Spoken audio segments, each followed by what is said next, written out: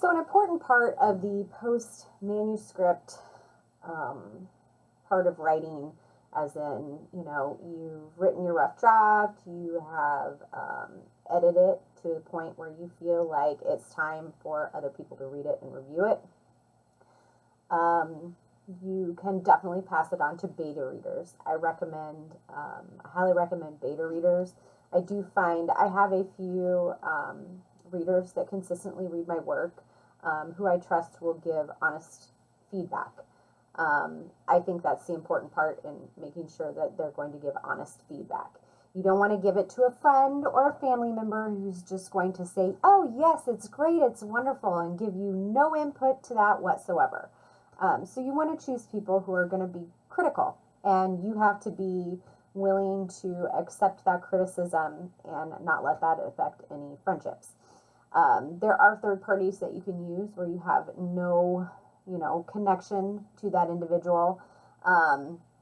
You can look in places like writing communities, website mailing lists, Goodreads, local writing groups where you can kind of swap work, existing author connections, if you establish any connections out there where you can trade work and kind of critique each other's work and give input there.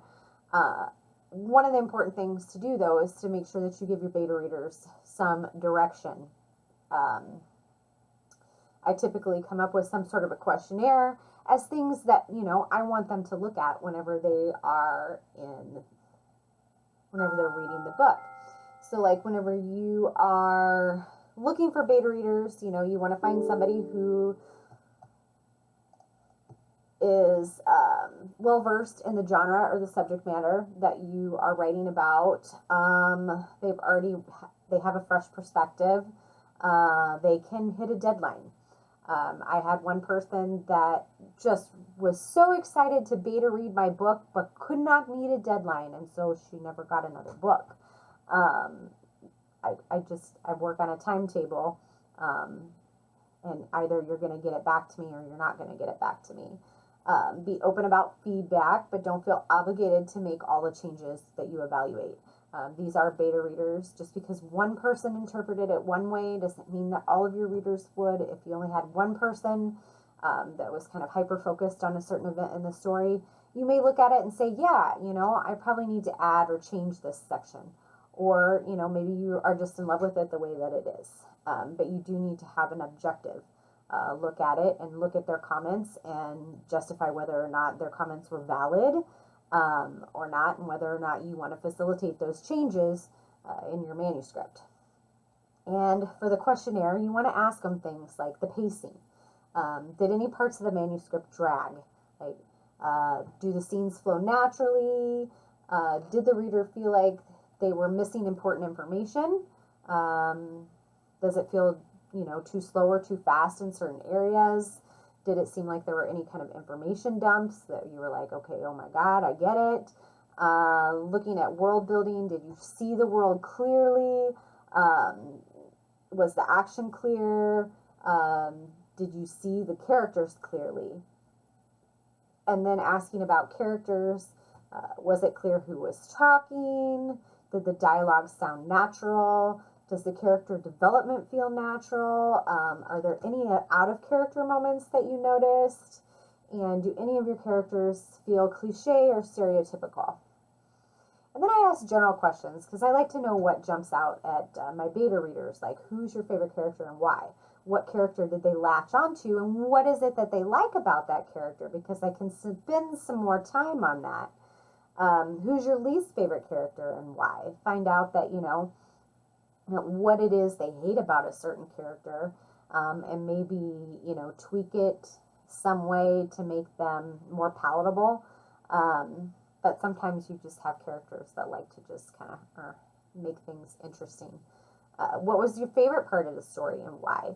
You'd be surprised sometimes, the big action scene that you thought was going to be the favorite actually isn't. It's some sort of heartfelt dialogue between two of the characters that made that moment for the reader.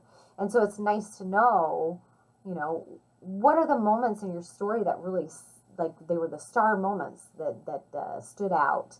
And did you have a least favorite part and why?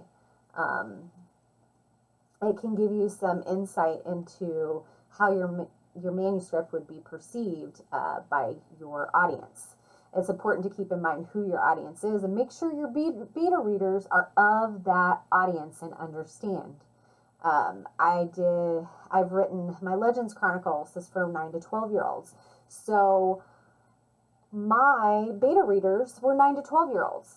And they really enjoyed the questionnaire and, who was their favorite character and what did they like about them and what didn't they like. I've got some really great insight from 9 to 12-year-olds. It's a kid's book. It's a middle grade fantasy. It's not meant for adults. So adults would perceive it differently.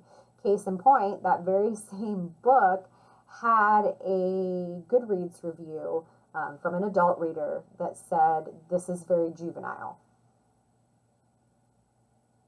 Yeah, it's supposed to be. It's a middle grade fantasy. You are not the target audience for that. Of course it was juvenile to you. It's not written for you. It's written for a 9 to 12th grader. So I struggle to understand sometimes what people are thinking when they leave those reviews sometimes. I get it. I agree. The book is juvenile because it was written for juveniles. But that's a case in point that the right person wasn't reading the book. The actual audience that the book was written for needs to be the one who reads it as a beta reader to give you insight into the story, because at the end of the day, those are going to be the people who are buying the book. So beta readers are an important part of the process. I would recommend getting a team together, and it might be, I have a different team for different series that I write.